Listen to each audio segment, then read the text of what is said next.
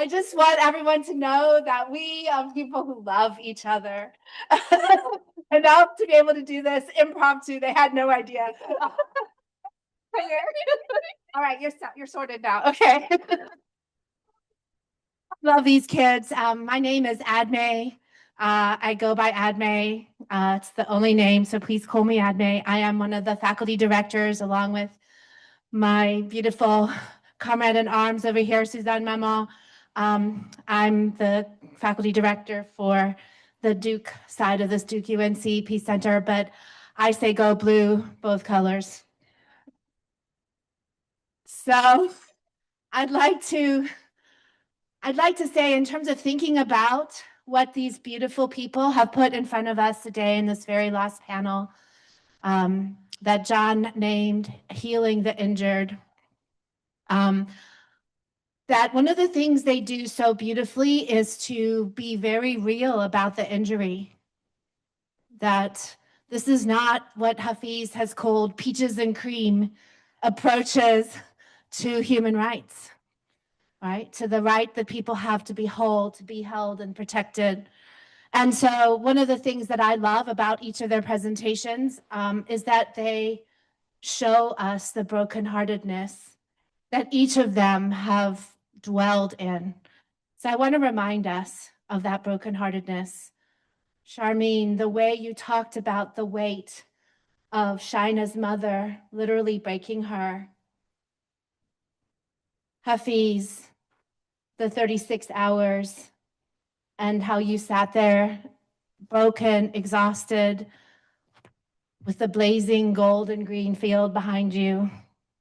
Pris, the way you talked about the shattered lives and what it was like for you to create the conditions in which people could be talking about wholeness together. Lilian, I will never forget that picture of the sun in the background and in the foreground, someone saying, I'm not here to make you happy. I'm here to kill you. No joke. No, like failure to see the brokenheartedness here. I'd actually like to quote Lilian when she said, if violence dismantles the circle of protection, then it falls to us to rebuild it.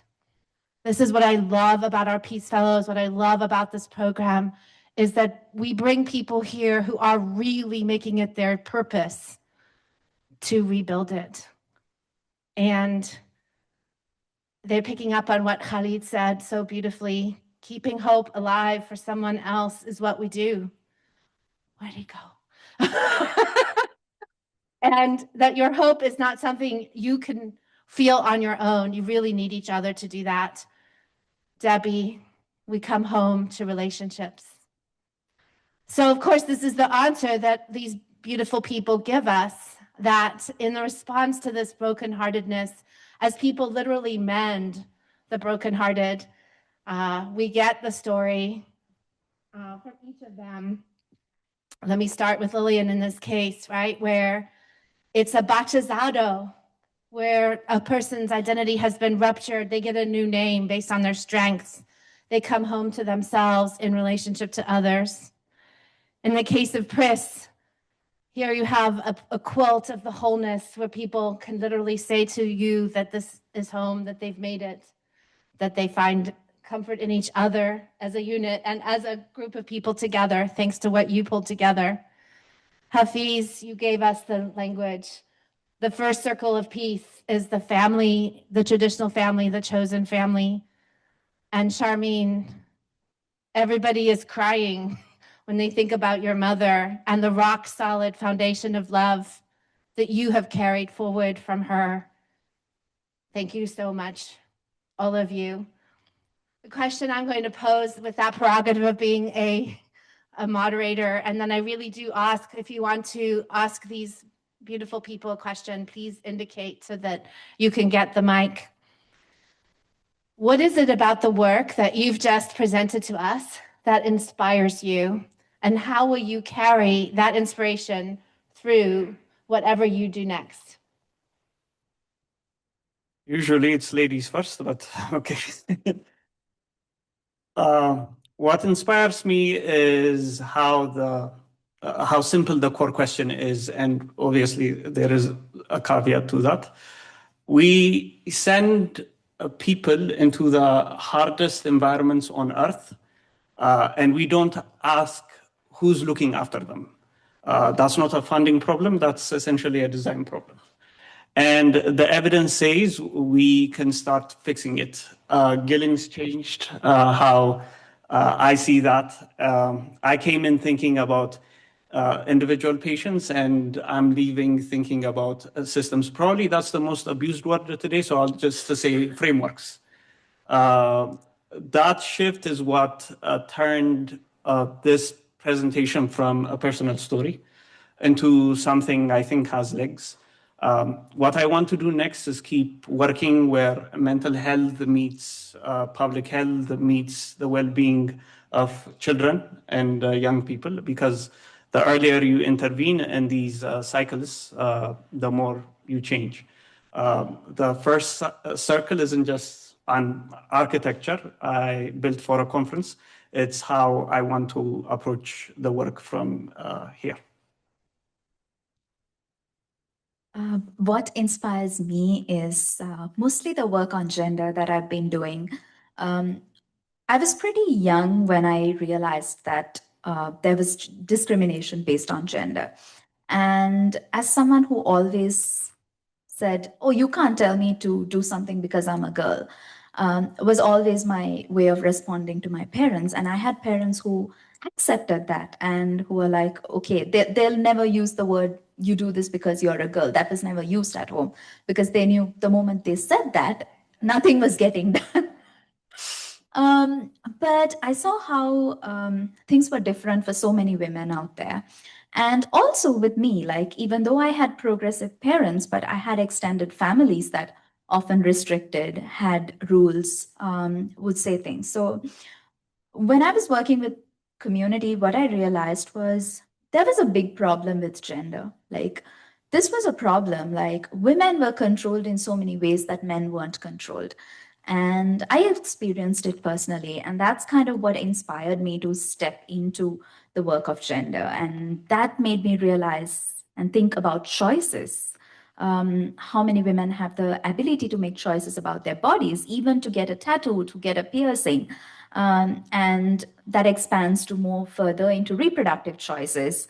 So how I saw that these are important choices that women and anyone need to be able to make about their bodies. And that's kind of what inspired me to do the work I did.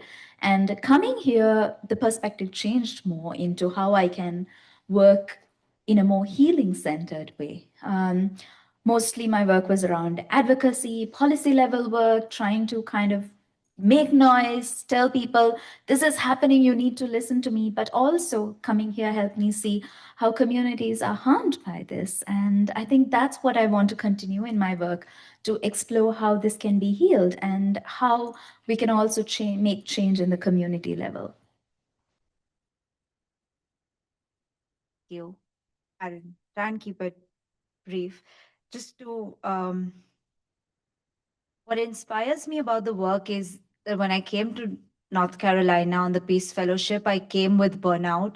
I came with watching how I kept writing about people behind bars, but I couldn't see the impact of my work, and that left me very disheartened.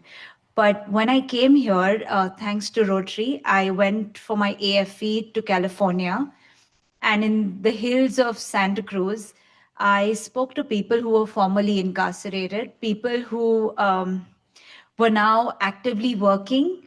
A person who was once accused of sexual violence now held a small 6-month-old in his hand. And I asked him what made that change happen. He said that he was on this path of self destruction and violence. And then one day, through prison programming, he wrote a letter of apology to his family. And his siblings came and told him that we still love you. And that one thing completely changed him. The next 15 years he spent with a blink of an eye. It went by, he came out, and then he had a family, he had a baby. And I thought that this was not possible. I could not believe it. And then I saw another and a third and a fourth. And that completely changed my view of the world. The closer I went to the system, I saw how much it was harming the people, but I saw how much agency they practiced, how much they resisted every single day. And I want to continue my work alongside these women. They give me so much of inspiration. And that's where I want to be. I want to be where the change is. Thank you.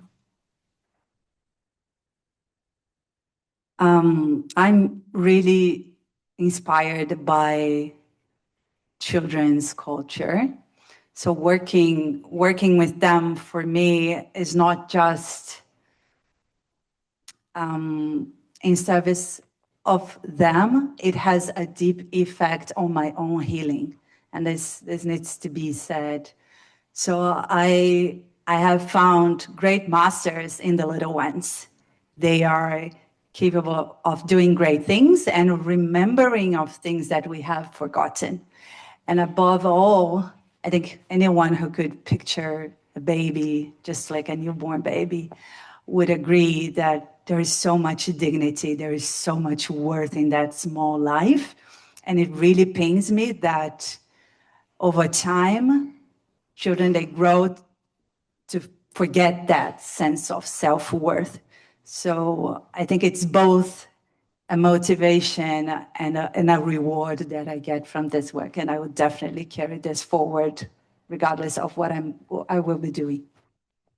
Thank you all so much. I keep thinking about your beautiful quote from Wisner, "We create peace." Like, we do it. So we also create a conversation.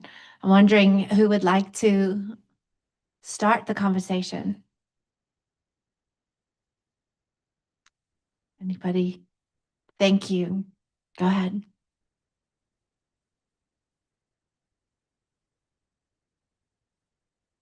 This is for Sharmeen. So you spent a fair amount of time talking with people about families in prison. What do you think the purpose of the prisons is? What is that about? My understanding is that it is a way to keep people outside safe, and it is to end violence. But if our response to violence or harm that has occurred is another cycle of violence, then the cycle keeps continuing and doesn't break. Out of the 1.9 million that I mentioned of Americans that were incarcerated, more than half of them are parents. So I think if we want to end the violence, we need to in some way make the system more productive instead of creating more and more violence. Yeah. Thank you.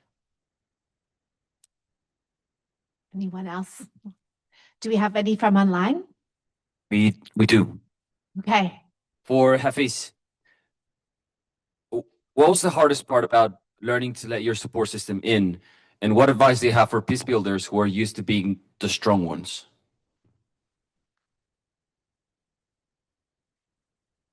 The hardest part was that I didn't have a model for it.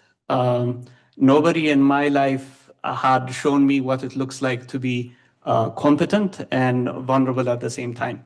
I thought those were opposites. They are not. But I had to learn that the slow way.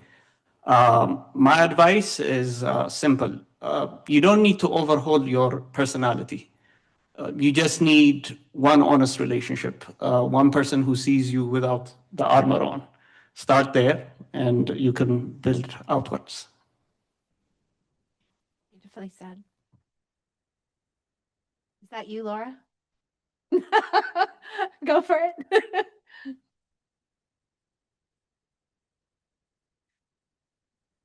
Did I hear somebody else murmur you want to ask one? Okay.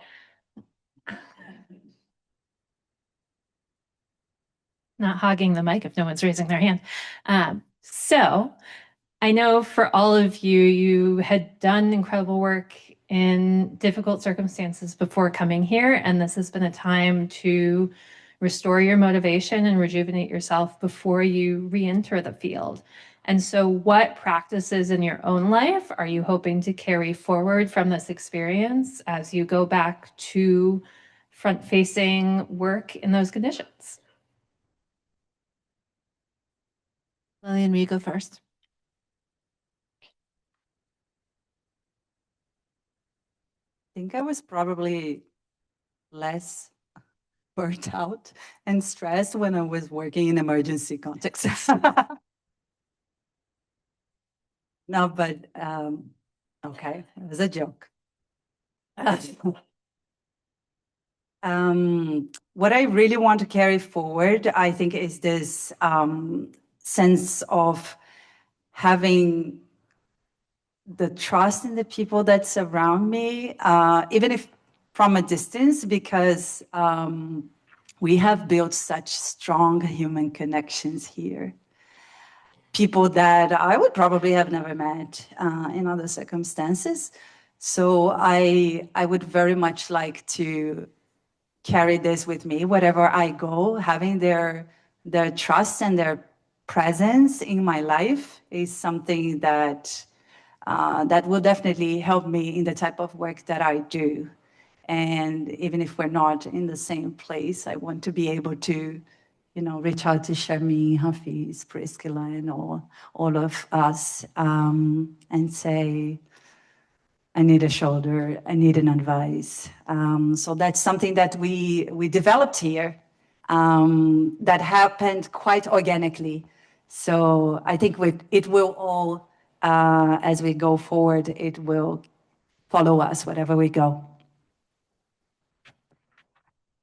In addition, in addition to what Lilian had to say, my host family is here, Vandana and John Varasila.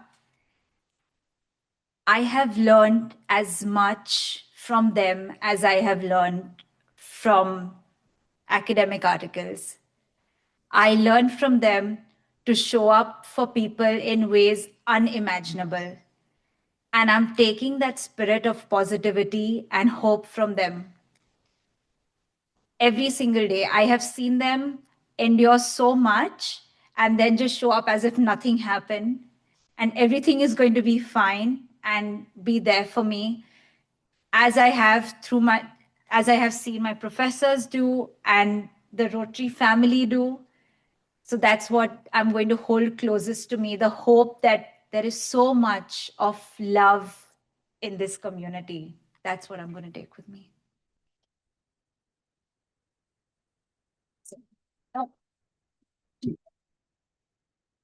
I would also add to all of that because And the diverse perspectives that I learned here, especially from my fellows and even from framing this presentation. I remember the first day I took this presentation and how much of questions and perspectives I got on it. And from what it was to what it is today, I saw how it was refined. And sometimes having this kind of knowledge and input, and someone who's not in your field look at it and say, oh, I think you're missing that. Or maybe you should add this.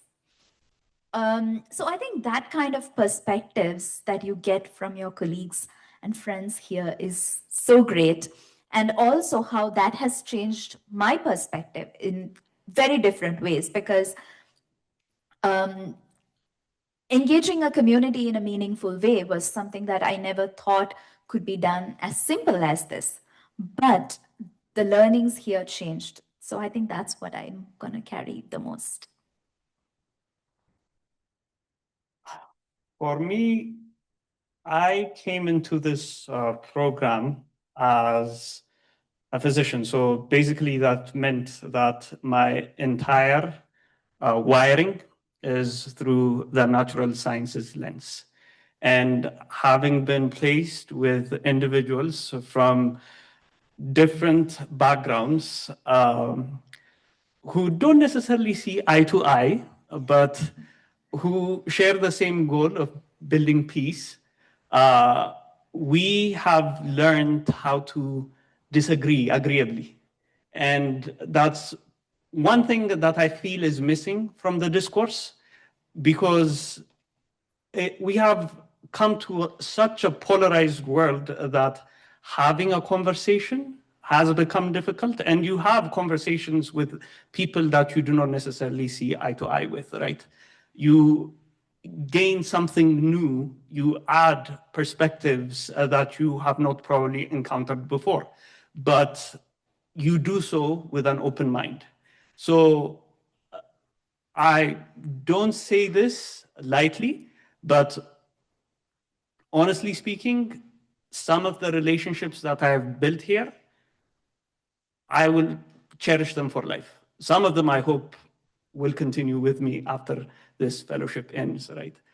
But they've all left an indelible mark, and I have changed, hopefully for the better. Oh, so much for the better.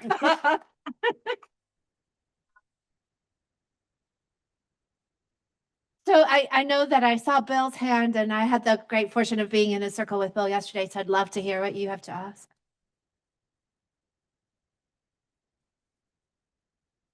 Incarceration. The United States is one country in a lot of states that allow for private prisons. As a private prison, the prison is a for-profit organization. It has stockholders, and its purpose is to make money for the stockholders. Its purpose is not to rehabilitate and send inmates out into the world. So my question is, did you come across research, did you come across situations where that is actually maybe the reason for the high number of inmates in U.S. prisons? Absolutely. Thank you for pointing that out. But I want to add that it's not just the for-profit prisons, it's basically the companies that provide services to all prisons. So whether it is communication services, whether it is the companies that pay for the bail bond, whether it is companies that provide other peripheral services. So even the halfway homes sometimes are owned by people who are affiliated with the prison system. And that's why the organizations that I witnessed in California and even Restorative Justice Durham in that sense is trying to work independent of the prison system. They are trying to seek reformation within community, and they're trying to do it using mediation and other community practices. And in their words, I see so much of promise in what they're trying to do. One of the obstacles that they face is that there is very less funding in remedying the structural violences that these families face. So if I take accountability, if I've caused harm and I take accountability today, I return the purse I stole, but I am still left without food to eat. And that's where ideally, if the money went, we'd be able to stop the violence. Yeah, thank you. Well, I want to say thank you to everyone. Thank you so much for being here for this final panel. And thank you to the fellows for making it worth it.